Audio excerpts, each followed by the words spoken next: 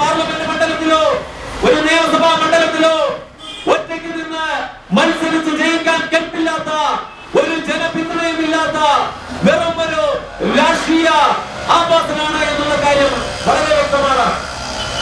അദ്ദേഹത്തിന് മുഖ്യമന്ത്രിയാവുന്നതിന് വേണ്ടി, കേരളത്തിൽ AK ആന്റണി മുഖ്യമന്ത്രിയാവുന്നതിന് വേണ്ടി കെട്ടിപ്പൊക്കിയ ഒരു നാടകമാണ് ചാരക്കഥ, ISRO ചാരക്കേസ്. K കരുണാകരനെയോ അദ്ദേഹത്തിന്റെ ഭരണഘടനയെ കുറിച്ച് ഞാനിവിടെ പ്രതിപാദിക്കുന്നില്ല.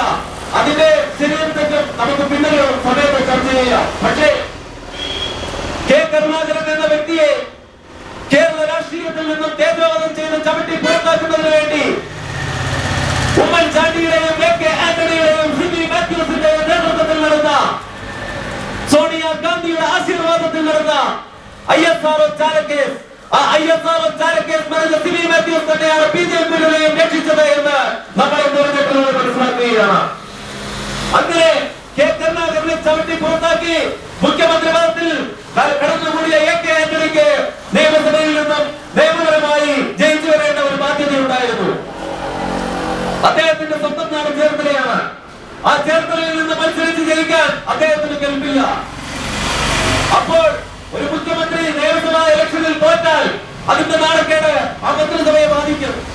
ആ മന്ത്രിസഭയ്ക്ക് ധാർമ്മികമായി നിലനിൽപ്പില്ലാതെ വരും. അങ്ങനെ വന്നപ്പോഴാണ് പാണക്കാട് തങ്ങളെ അഭയം പ്രാപിച്ചത്.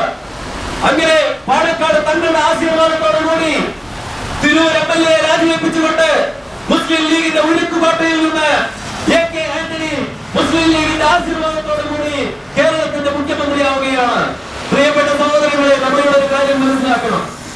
ഭൂരിപക്ഷ സമുദായങ്ങളെ ഛിന്നഭിന്നമാക്കി അവരുടെ അവകാശങ്ങളെ ചവിട്ടി മുറിച്ചുകൊണ്ട് മതന്യൂനപക്ഷങ്ങൾ കേരളത്തിന്റെ അധികാര സോപാനങ്ങളിൽ കയറിയിരിക്കുന്നതിന് വേണ്ടിയുള്ള എല്ലാ തുറന്നരങ്ങളും പയറ്റുന്നു.